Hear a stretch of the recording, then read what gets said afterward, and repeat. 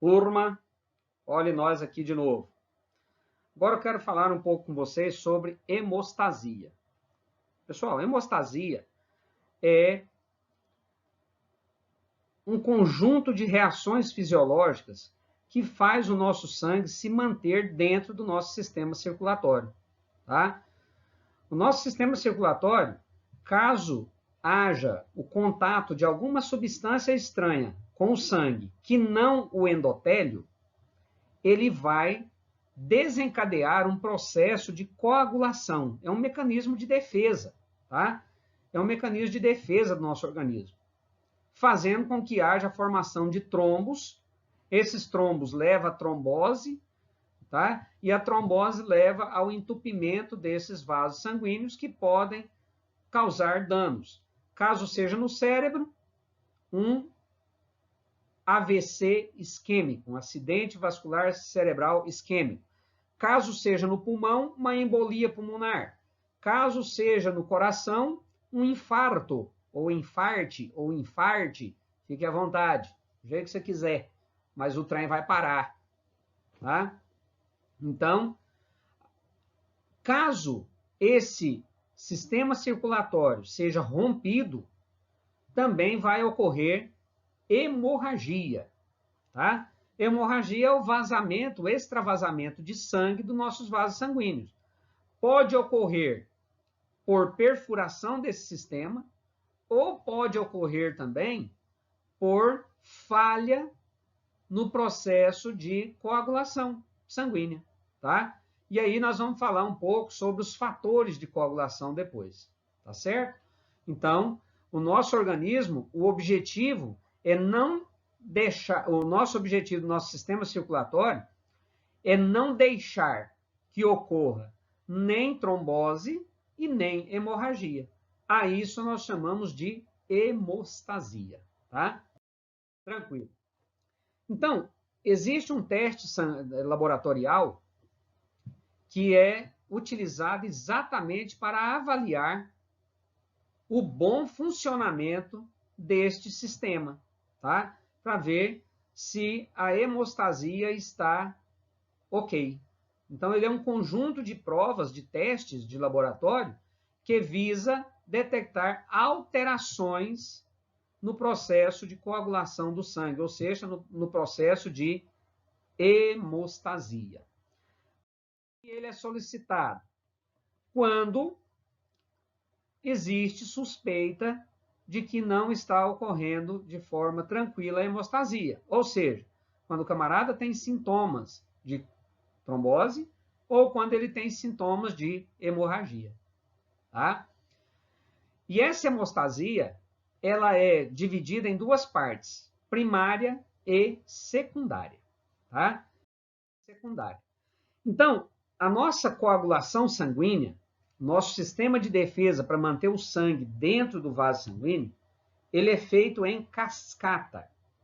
E essa cascata é chamada de cascata da coagulação.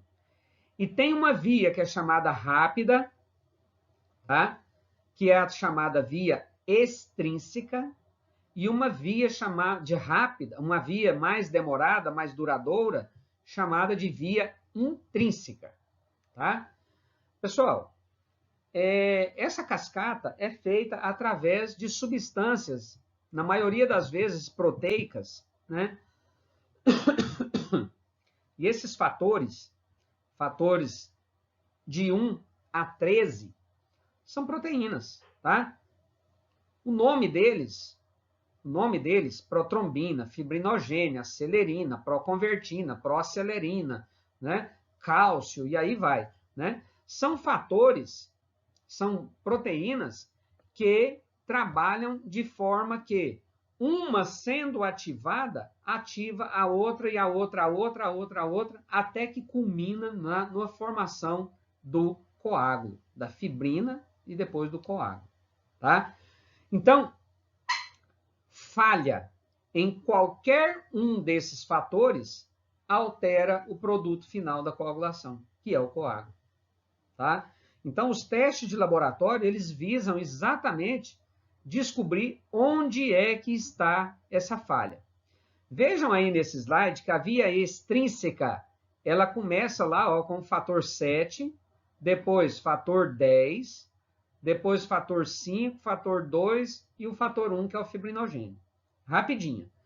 Então, quando eu tenho testes que avalia essa cascata de coagulação, a rápida, tá? E eu tenho testes que avalia a outra lá, ó, que começa com fator 12, fator 11, fator 9, fator 8, né? Lembrando que fator 9 e fator 8 são os fatores que, na sua falha, na sua diminuição de produção, leva a uma doença chamada de, quem adivinhou? Foi quem adivinhou falando a palavra hemofilia, né? Hemofilia A, deficiência do fator 8, hemofilia B, deficiência do fator 9. E ainda existe a hemofilia C, que é a deficiência no fator 11, tá? Então, pacientes hemofílicos vai ter deficiência nessa cascata de coagulação da via intrínseca. E tem testes que faz a detecção lá. Agora, se vocês perceberem, do fator 10 para baixo, é a via comum. Ela tá, ela é comum tanto a via extrínseca como a via intrínseca. Olha lá, aquela seta abaixo do fator 10. Ó. Ela é comum às duas vias. Tá? Então, se o caboclo tiver um problema no fator 2, ou no fator 5, ou no fator 10, ou no fibrinogênio, ele vai ter tanto testes que avaliam a via extrínseca, como testes que avaliam a via intrínseca alterados.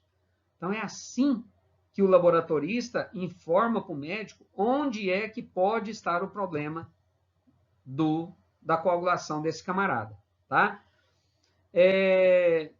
Então, o problema pode ser tanto para mais, e aí eu tenho os problemas de trombose, ou para menos, aí eu tenho os problemas de hemorragia.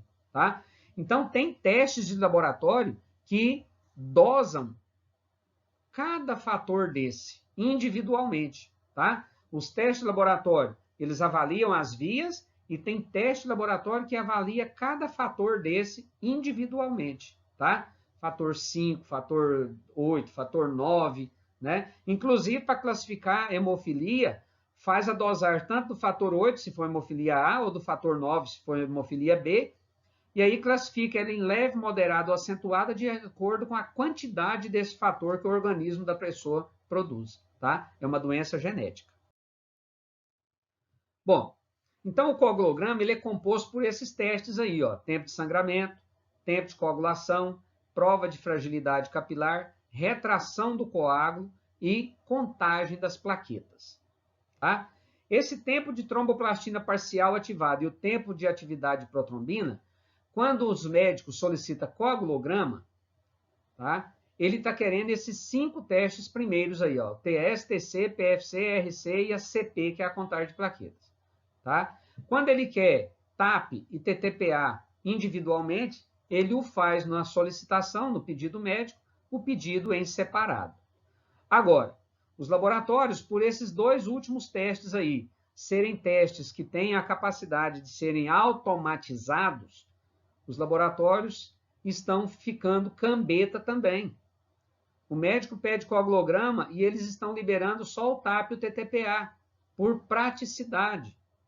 Tá? Só que o TAP e o TTPA não têm o mesmo efeito diagnóstico de que os testes do chamado coagulograma, que é o TS, TC, PFC, RC e CP. Então, quem estiver fazendo isso, em 99,999% dos laboratórios fazem esse equívoco. Não devem fazer. Tá? Então, tá lá, ó, o tempo de sangramento, ele avalia a função hemostática das plaquetas e dos vasos.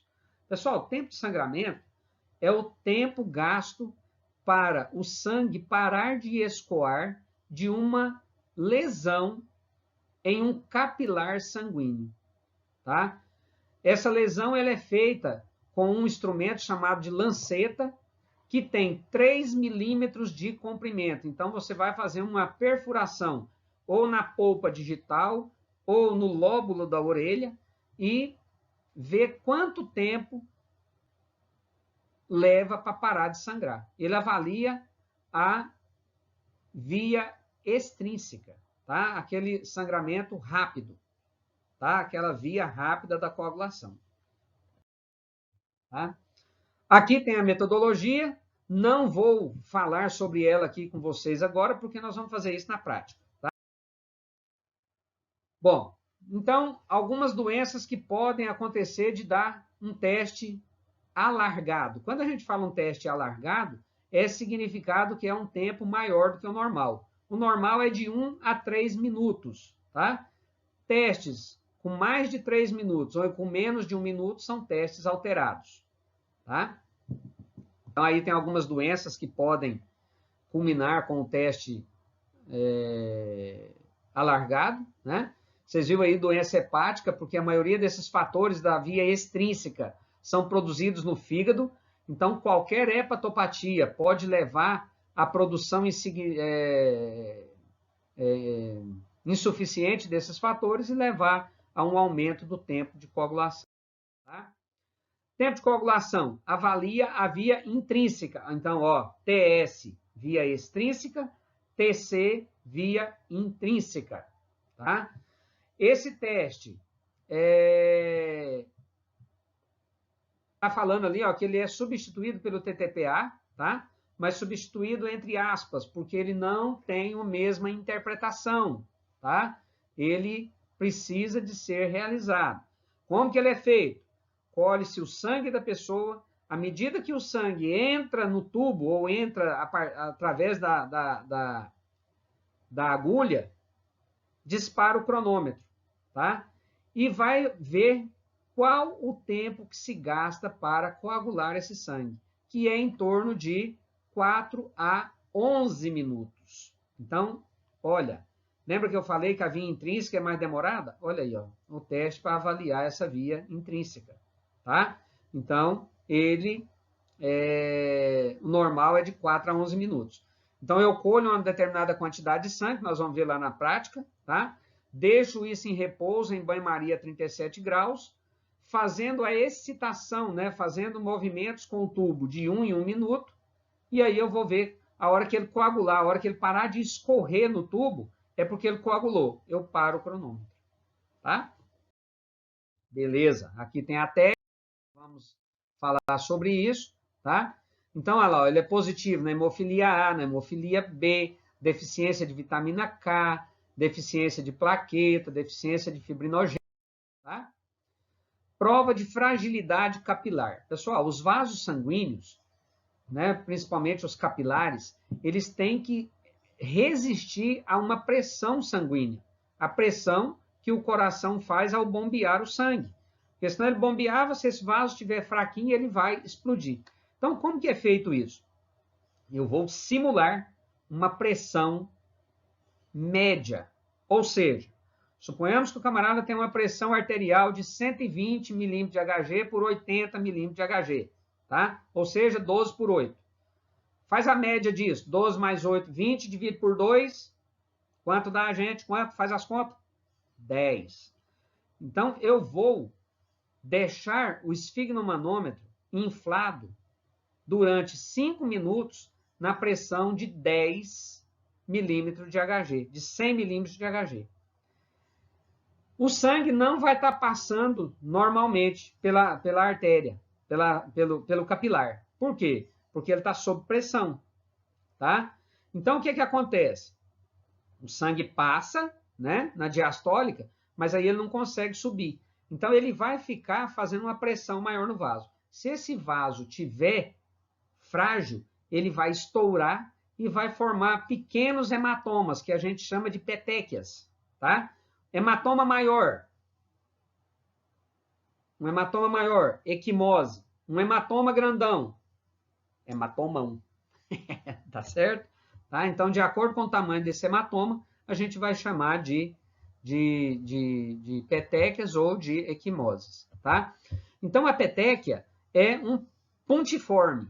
Tá? Ele é um pontinho vermelho, igualzinho esse que está aí antes da palavra determina. Ó? Um pontinho vermelho que vai aparecer no antebraço da pessoa. Tá? Porque você vai colocar o esfigmomanômetro aqui e o sangue vai ficar acumulado nessa região aqui. Ó. Tá? Cadê? Aqui, nessa região. Tá? E aí, você vai ver as petequias aqui na fossa anticubital ou no braço inteiro, vai depender da... O que faz esse teste dar alterado? Fragilidade no vaso ou então deficiência na qualidade ou na quantidade das plaquetas. Vocês estão percebendo que, tanto no tempo de sangramento, como no tempo de coagulação, como na prova de fragilidade capilar, eu falei que as plaquetas alteram, certo? Certo. Eu mesmo pergunto, eu mesmo respondo. Vamos para frente. Tá? Então, onde é que ele vai estar alterado? Trombocitopenias, trombopatias, né, que é a deficiência de fatores, vasculopatias, que é a deficiência no vaso sanguíneo, tá? Ou associação de tudo isso, tá bom? Pessoal, retração do coágulo. O sangue, ao entrar em contato com a seringa, com o tubo, né, com a agulha, ele desencadeia o processo da coagulação, tá? Ele vai coagular. Depois que ele coagula, as plaquetas vão fazer um ajuntamento do coágulo, tá? Um ajuntamento do coágulo, tá? Leucócito, plaqueta, hemácia, tá? E a fibrina, e libera do meio delas o plasma. Então, o tempo que se gasta para fazer isso, a gente chama de retração do coágulo. O normal é entre 40% e 60%. Ou seja, eu colho 5 ml de sangue, espero esse trem coagular, depois espero ele retrair, centrifugo, tiro o coágulo e vou medir quanto de soro sobrou. Tá? Então, 40% a 60% tem que ser de coágulo. O resto é de plasma. Qualquer alteração para mais ou para menos, nós temos alterações na retração do coágulo. E o que faz alterar isso aí? Todos os fatores da coagulação, mais as plaquetas. Então, olhem, todos os exames que eu falei para vocês do coagulograma, avalia a função e a quantidade de plaquetas. O TAP e o TTPA não avalia plaqueta. Essa é a grande diferença entre fazer o coagulograma e fazer só o TAP e o TTPA. É aí que os laboratórios estão equivocando. Tá? Técnico, tá? O significado, depois vocês vão dar uma olhada. Contagem de plaquetas é aquela que nós fizemos lá no laboratório, não sei se nós fizemos, se não fez, nós vamos fazer quando voltar às aulas práticas, tá? É aquela feita em câmara de Neubauer, mas eu acho que nós fizemos sim. Se não fez, a gente vai fazer, tá? Normal é de 140 mil a 450 mil, tá? Qualquer valor abaixo é plaquetopenia, qualquer valor acima é plaquetose. Ambas as situações podem ter consequências graves. Diminuição, o sangue vai ter hemorragia, aumento, o cara vai ter trombose, tá? Beleza? Então, aqui nós estamos falando aqui do tempo de tromboplastina parcial ativado, né? Ele não avalia as plaquetas aqui é substituído pela cefalina, tá? Aqui é uma lipoproteína extraída do cérebro de coelho. Nós vamos fazer lá depois, ele avalia a via intrínseca e comum, útil na avaliação de hemofilia A, hemofilia B, doenças hepáticas, uso de anticoagulantes, né? Pessoas que têm tendência à trombose, que tomam anticoagulante constantemente, o médico regula a quantidade de anticoagulante que vai dar para essa pessoa mediante o resultado do TTPA. Olha a nossa responsabilidade, né? E depois o médico aqui é o bom, né? Ele pega o nosso trem todo mastigadinho, receita o medicamentozinho que o farmacêuticozinho fez. Nossa, mas agora eu arrumei um médico bom, viu? Resolveu o meu problema. Né? Aí, ó, pra vocês verem. Quem é que ganha o dinheirão? Eles. Tá ouvindo aí, né, Mariana? Ah, Mariana é minha filha que tá ali fazendo medicina. Então, gente, olha, tempo e atividade da protrombina, né? TAP. Esse avalia a via extrínseca da coagulação e a via, né? Procedimento técnico. Então, ele vai estar alterado naqueles fatores 2, 5, 7, 10, tá? Questão número 3 da prova, pode estudar, tá? Aliás, decora, porque vai cair mesmo, certeza. Então, gente, Quando vier as aulas práticas, a gente fala mais sobre esses testes, tá bom?